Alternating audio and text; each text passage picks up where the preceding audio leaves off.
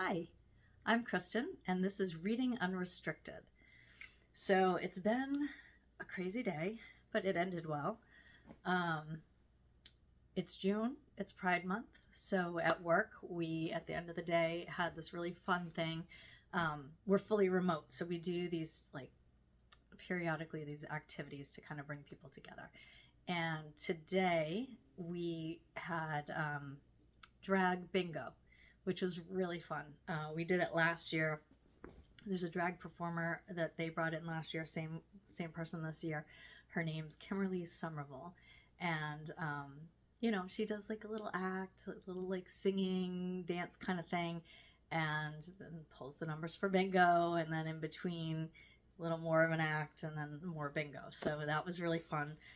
Um, we did that, and then I went off to get my nails done at the nail salon, and I got some really fun, funky nails. I wasn't planning on anything funky. I don't know if you can see them, but I went with something bright and juicy and summery.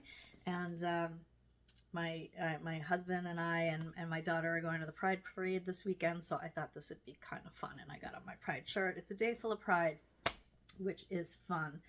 And speaking of which, my reading theme for this month at least started, or was intended to be. I don't know if it'll finish this way, but Pride themed. I just finished Stonewall. I don't know if you can see it. It's on my Kindle, which is by Martin Duberman. I need my glasses to see this. Old lady that I am. Martin Duberman. And it's the Stonewall, the definitive story of the LGBTQ rights uprising that changed America. So it's about the Stonewall riots. I think my last video I said I didn't know for sure if it was the 60s or 70s. It was 1969, so now I know. This was good. I just finished it today.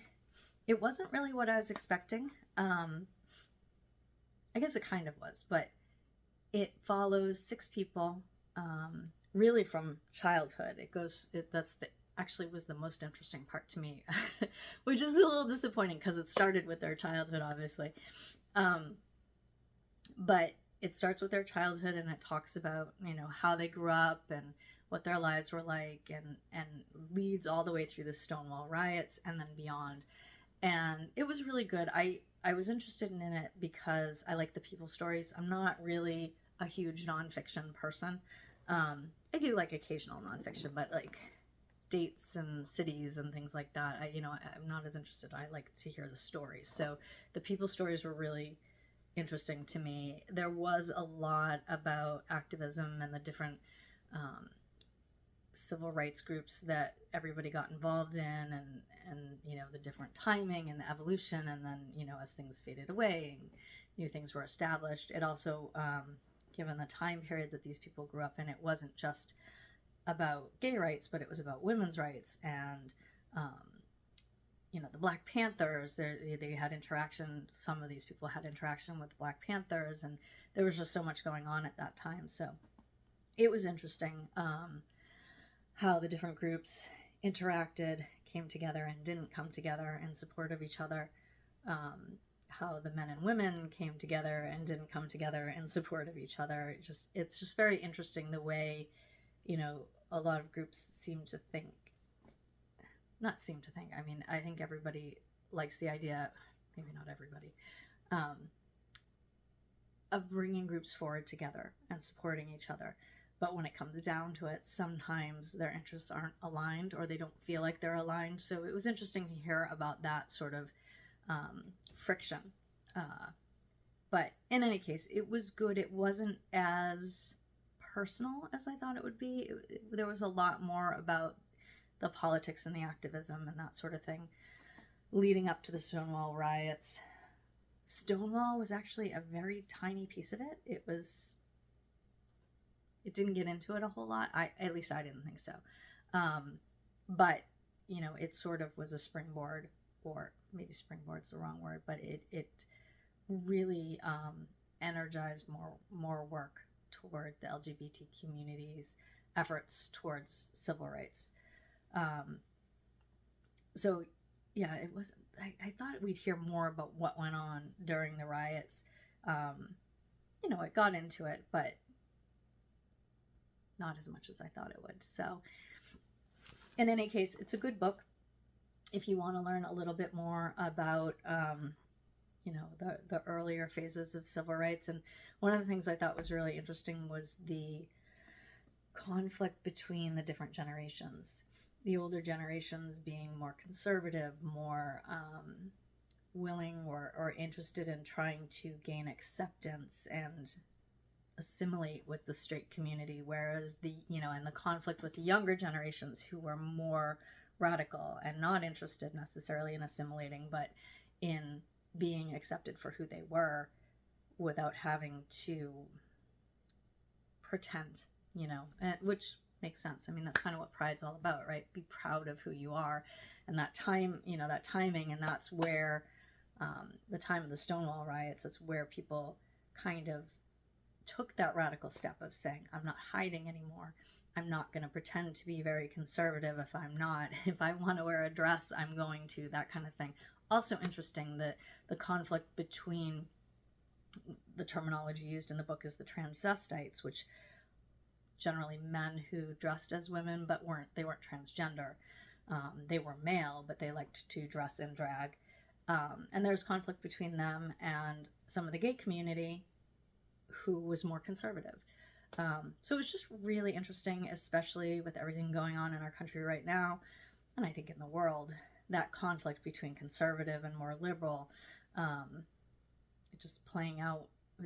It's an interesting book. So if that's an area of interest for you, I would recommend it. I was planning on reading this other book next. I don't know if I will. I'm not sure I want to do another nonfiction book right after. But it's The Men with the Pink Triangle. And this is about World War II and when the Nazis took the gay men. And I haven't read it yet, so I can't tell you a lot about it. But, they rounded up the gay men, and I guess they had to wear pink triangles to identify them as gay. And I don't know the whole story, but I thought this would be sort of interesting to read as well. A coworker recommended another lighter book. I don't remember the name of it, but I think it's fiction. I might do that instead, or in between, or I might just do something totally unrelated, something not pride related. I feel like the month is already over. It's not. By the time I post this, it probably will be, but it's only June 10th, but I feel like June is over. So we'll see. I don't know exactly what I'll do. In addition to this book, I have a mini haul of books that I got at Better World Books. Haven't shopped there much lately because I usually read mostly on my Kindle. But I'm trying to get a few more physical books. I moved, about 5 years ago. And honestly, I still haven't unpacked. I poured myself a nice little glass of wine earlier today. And I was not joking to myself, but laughing at myself because these are dollar store glasses. I have some really nice glasses. Never unpacked them. They're in my basement in a box. So someday, maybe I'll get them out. Or maybe when I'm dead, my kids will find them. I don't know. But for now, my dollar store wine glasses work for me. Point being, though, I had to clean out my books. And I don't remember. I think I donated a lot of them. I think I just saved my favorites. But I really haven't been reading a lot of physical books since I moved. Or even before that, I had my Kindle and enjoyed it. Because I used to have a long commute and it was really handy. I had an early Kindle, the ones where you had the free, like you didn't have to hook up to Wi-Fi. You had free cell service, I guess you'd say. And I could be on a bus and download a new book, which was great. And then when I upgraded, I lost that. It was like a lifetime thing. You bought the Kindle and you always had the service, but it was ancient and it was time to upgrade years ago. This is not the upgrade. This is a couple times since. But anyway, I like the Kindles because there's no clutter. You can carry it around with you. It's easy to just have a bunch of different books all in one place, and you stick it in a bag, and it's not like you have this big heavy book you have to carry around with you. So I'm a big Kindle girl. But lately I've kind of been thinking about buying some physical books. So I decided to do that. I placed an order at Better World. And like I said, I got the Men with the Pink Triangle. Another book that I got, one I just showed you, really biggie. I heard about this one on Life on Books. This one comes up a lot for them. And it's called Gravity's Rainbow by Thomas Pynchon. I'm terrible at pronouncing names and things, so bear with me if I butcher people's names. But anyway, it's Gravity's Rainbow. And from what I understand, it's rather a difficult book to read. That's what people say anyway. I read a page or two, and I haven't gotten far enough to really have a sense of it, but I kind of understand. It seems very descriptive, and very, I don't know how to describe it, but it's funny because I think of it sort of as like cozy, but that's probably the wrong term, because when you hear cozy, you think of like a cozy mystery, those little small town kind of silly fun books. This isn't that at all. But I don't know. I'm gonna give it a try. I don't know. It's a pretty big book, so it's gonna take a while. I'm not sure when I'm gonna read it. But it became highly recommended. I saw a lot of reviews on Amazon and various places, and people say it's a wonderful book. This, I believe, is also, I don't think it's about World War II, but it's set at that time period. And I think it may be dark, but I really don't know. I'll have to tell you when I read it. But this one I got at Better World. That's part of my little book haul. This is another one I got called Speak. Again, don't know a lot about it because I haven't read it yet. But I know that it's a banned book, and I'm thinking for July I might read banned books in honor of Independence Day and freedom and the Constitution and civil rights and all that wonderful stuff.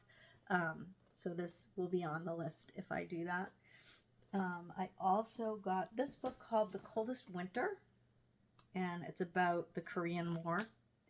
I don't remember why I decided to buy this. I stumbled on it somewhere.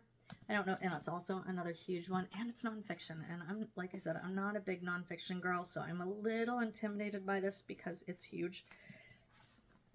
And it's over 600 pages. Might be longer than that. So yeah, this might have been a mistake, but I got it. I don't know where I got the name. I don't know how I stumbled upon it, but I did think it would be interesting to read about the Korean War. Not something I was taught in high school. We didn't get that far. Actually, that's not true. That is kind of true. It was more ancient type stuff. Not even in American history, we didn't really get that far. So it'd be I thought it would be interesting to learn a little bit about the Korean War, but it's a bit hefty. So yeah, I don't know. We'll see. So I'm curious if anybody has opinions on digital books, Kindles versus physical books. Why you choose one over the other? Do you read both? And is there a particular brand of e-reader that you prefer? I know a lot of people don't like the idea of being locked into Amazon. I'm kind of in that boat a little bit right now. I'm very much in the Amazon world. Way back when, I never had an iPhone, but I had an iPod in the Apple world, and I didn't like that feeling of being trapped in their universe. So I kind of went Android, and now I'm trapped in Amazon's world, which there's nothing to do with Android, but the point being, I didn't want to be stuck. I wanted flexibility to shop elsewhere, and now I find myself constantly at Amazon, which I love Amazon, but I like to spread it around a little. So yeah, that's part of the reason I went to Better World Books for the physical books. They are focused on literacy, and they I think they donate to, what is it called? The little libraries. You know how sometimes people have like little like containers on their front lawn, and you can go get a book. The little libraries. They help with those kind of things and work toward literacy. So I figure that's a nice place to spend my money. So yeah, that's why I did that. I'm trying to think if there's anything else I wanted to talk about today. I'm just kind of kicking back with my wine and my water bottle because, you know, you always have to have your water bottle. And I was hoping my dog would come snuggle with me, but he seems to be hiding, so I don't think that's going to happen. But anyway, like I said, I'm interested if anybody has feedback on their reading habits, thoughts on reading banned books for July, or suggestions. I've been looking at banned book lists, and there are a number that I've already read. There are a number that I'm not really interested in reading. So I'm looking, I don't know, I'm looking for ideas there. I also thought about rereading some things. To Kill a Mockingbird, haven't read since high school, and I remember I loved it. That's a frequent one on the banned books lists. Beloved, I reread a couple of years ago, so I don't think I'll read that, but that's also on the banned book lists. Trying to think, what were some of the ones I was thinking of reading? I don't know, but 1984, I just reread that not too long ago, a couple of years ago. Fahrenheit 451, read that a few years ago again too. Actually, I don't think I read that one in high school. So yeah, I'll have to figure out what those are going to be, but I think it might be sort of interesting to read some banned books. So anyway, that's what I got going on right now. I will let you know about if I end up reading The Men with the Pink Triangle next. Whoops. Or if I do something a little lighter. I might be up for something a little lighter in between. But anyway, thank you for hanging out, and we will see each other again soon. Thanks.